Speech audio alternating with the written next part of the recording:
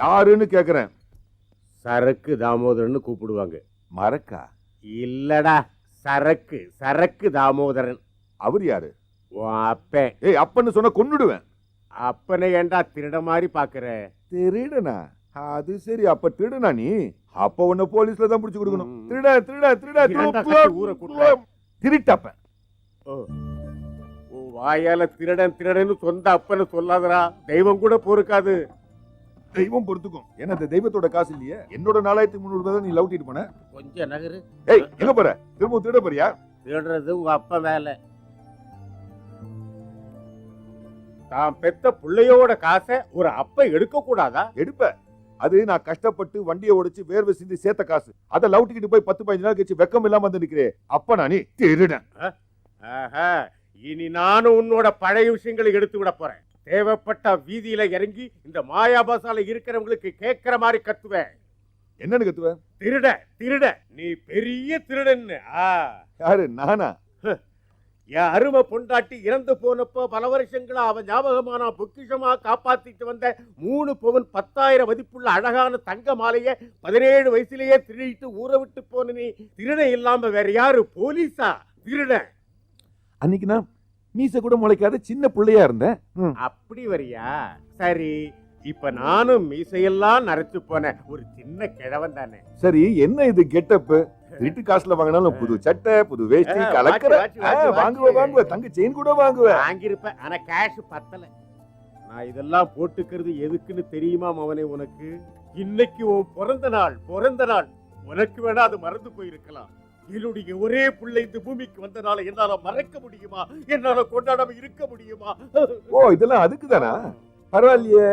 மகம் பிறந்தனால இன்னைக்கு அதே மகன் சேர்த்து வச்ச காசை திருடிக்கிட்டு போய் பந்தா பண்ணி பல்ல காட்டி சிரிக்கிறியே. வெக்கமா இல்ல உனக்கு? வெக்கம் கட்டவன். பண்ணாட போடா, அறிவு கட்டவனே. நீ ஒரு நன்றி கட்ட புள்ளடா. அப்ப 4300 ரூபாய் திருடிக்கிட்டு போனியே, அது என்னன்னு சொல்ல?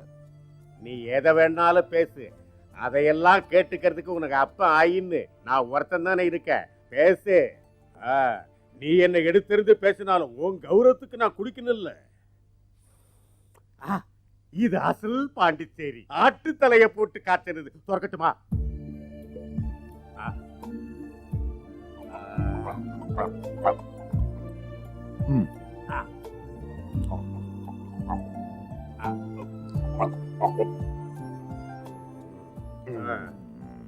எனக்கு சேர்த்து போடு. என்னத போட? சாப்பாடு பண்ணு, நீயே சமைச்சு சாப்பிட்டுக்க. நினைச்சப்பெல்லாம் இங்க வந்து சாப்பிடறதுக்கு இது ஒன்றும் ஹோட்டல் இல்ல. தெரியுண்டா, நீ உன் குணத்தை தானே காட்டுவ. எனக்கு தெரியும். டேய், பிறந்தா நல்ல குடும்பத்துல பிறக்கணும், நல்ல அப்பனுக்கு பிறக்கணும். இல்லன்னா இப்படித்தான் நடக்கும். நல்ல அப்பனுக்கு பிறக்காதது என் தலையெழுத்து. தண்ணி அடிச்சதுல அப்ப மகன் உறவே தெரியலையா? அப்பனை பத்தி தப்பா பேசுற உன்ன மாதிரி மடையர்களை நாடு கடத்தணும். அதான் தாமோதரன் குரல் கேக்குது. அப்புறம் பிள்ளையும் குஸ்தி போட்டுக்கிட்டு கும்மலம் அடிச்சுக்கிட்டு வராரு போல் இருக்கு. தலையில லாரி டயர் தூக்கி போடுறேன்டா. என் புள்ள நார் அடிக்கிறான்டா.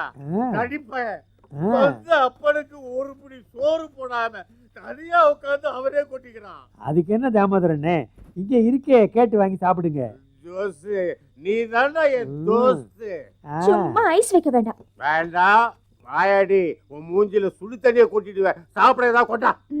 உங்க மகன் கடையில இன்ஜின் பாக்ஸ் நட்டு போல்ட் எல்லாம் இருக்குல்ல, அத கொண்டு வாங்க, அடுப்புல வச்சு தரேன். ஏன் தேவையில்லாத பேச்சு? போடா, நான் வீடு வரைக்கும் போயிட்டு வரேன். போடா ஜோசு. இந்த கழுதைய கட்டிக்க போறவன் தாலி கயிறோட தூக்கு கயிறு கொண்டு வரணும். சாப்பாடு போடா. ஏண்டா என்கிட்ட அட்வான்ஸ் வாங்கிட்டு வண்டியை வீரமணிக்கு வித்துட்டியா? சொல்றா, எப்படா வித்த? வரதேசி நாய. இனிமேல் இந்த பக்கம் வந்தா உயிரோடவே விட்டு வைக்க கூடாது. ரமேஷ், இதுல தலையிடாத. கண்ணு முன்னாடி ஒரு அப்பாவி அடிக்கிறத பாத்துக்கிட்டு என்னால சும்மா இருக்க முடியாதுப்பா. அப்பாவியா? இவனா? நேர்மைனா என்னன்னு கேக்குறவன் இவன். ஓ, அப்ப நீ நீதி நேர்மையில தெரிஞ்சவனும், அதனாலதான் உன்னை திருட்டு வண்டி விக்ரமன் சொல்றாங்களோ? என்கிட்ட வேண்டாம், மெயின் பார்ட்டியை கேட்டுடுவேன். விடுறா விடுறா விடுறா. இவனை நான் பாத்துக்கிறேன். என்னடா பிரச்சனை? அது ஒரு வண்டி கொண்டு வந்தேன், எனக்கு வேண்டியவனுக்கு வித்தேன். இவங்கிட்ட அட்வான்ஸ் வாங்கினேன்னு சொல்றானே, அதை வேணா திருப்பி கொடுத்துறேன். நான் இப்போ உன்னை அடிச்சல்ல, அடிச்சீங்க. நீ அதுக்காக என்ன அடிச்சாலும் நான் அடிச்சது இல்லைன்னு ஆயிடுமா கிரிதரா? அது அதுதான் விஷயம். கொடுக்கல் வாங்கல்ல ஒரு நேர்மை இருக்கணும். ஒரு பொருளை கொடுக்கிறேன்னு சொல்லி அட்வான்ஸ் வாங்கினப்புறம் அந்த பொருளை அவனுக்கே கொடுக்கணும். அதுதான் மரியாதை. என்ன அவனே நீ எடுத்துட்டு நல்ல விஷயத்த நீ சொன்னதுக்காக நல்ல விஷயம் இல்லாம ஆயிடுமா? அதான் கரெக்ட். ஒத்துக்கிறியா? ஒத்துக்க வேண்டிய விஷயம். இனி இந்த மாதிரி காரியங்களை செய்யாத. கேஸ் முடிஞ்சிருச்சு. போ. வரேன். என்னடா விக்ரமா, இதுக்கெல்லாம் போய் சண்டை போட்டுக்கிட்டு நீ கிளம்பு.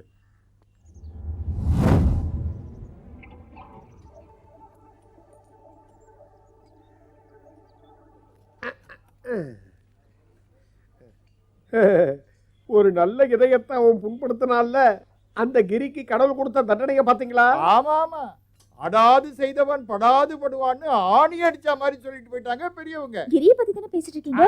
ஆமா, அவனை அடிக்க இவர் யாரு? விக்ரமணியா சொல்ற? விக்ரம் ஒரு ஃப்ராடு. அவனுக்கு இந்த அடி தேவைதான். ஆனா அவனை அடிக்க அப்பன புள்ளியும் யாரு? சுப்ரீம் கோர்ட் ஜட்ஜா என்ன? அவங்க எப்படியாவது போகட்டும். நீ ஏன் தேவையில்லாம இதுல மூக்க நுழைக்கிறேம்மா? தண்ணி போட்டுட்டாங்கன்னா அப்பனாவது பிள்ளையாவது எல்லாம் நடக்கும். நான் இதை இப்படியே விட மாட்டேன்.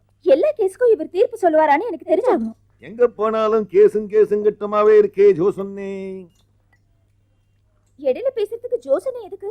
எதை பேசுறதா இருந்தாலும் நேரடியாவே பேசுங்க. ஓ, என்ன இருந்தாலும் நாங்க பழைக்க வந்தவங்க தானே. நீங்கெல்லாம் இங்கேயே பிறந்து வளர்ந்து கொட்டி மழைக்கு ஒரே குடும்பமா இருக்கிறவங்க. நாங்க என்ன செய்ய? அது நான் ஒருத்தன் மட்டும் வாழ்க்கையை ஓட்டணும்னா எப்படி வேணா பழைச்சிக்கிடுவேன். ஆனா என் தலை மேல ஒரு ஓல்டு மாடல் லாரி ஏறி நிக்குத. என்னால அதுக்கு டீசல் போட முடியல. என்ன இருக்கு சாப்பிட? என்ன செய்யறது? ஒரு கல்யாணத்தை செஞ்சுக்க வேண்டியதானே. அப்பனுக்கு ஆக்கி போறதுக்காகவாவது ஒரு பொண்ணு வரட்டும்.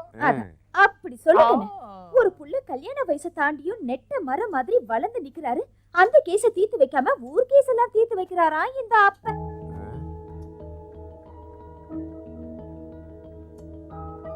ஆமா, எல்லார் கேஸையும் நீங்க தீர்த்து வைக்கிறீங்கல்ல? தீராத ஒரு கேஸ் இருக்கு, தீர்த்து வைக்கிறீங்களா?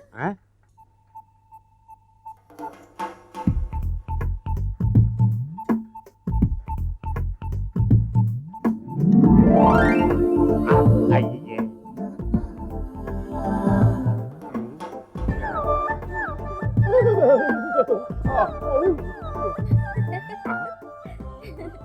இந்த கேஸை தீர்த்து வச்சீங்கன்னா உங்க நாட்டமிக்க ஒரு அர்த்தம் இருக்கும். ஏய் பொண்ணு, என்னடா இவ?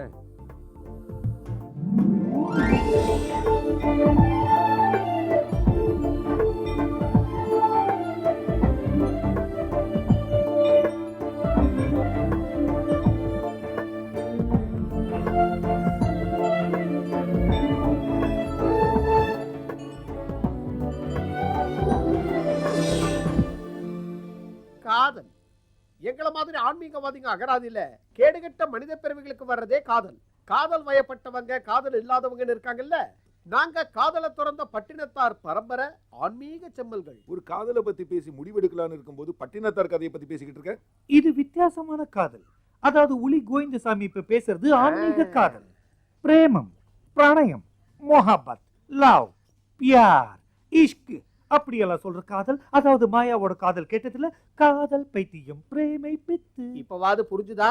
செதுக்குனாதான் அது சிலையாகும். அது எப்படின்னு தான் நானும் கேக்குறேன் கோவிந்தோ.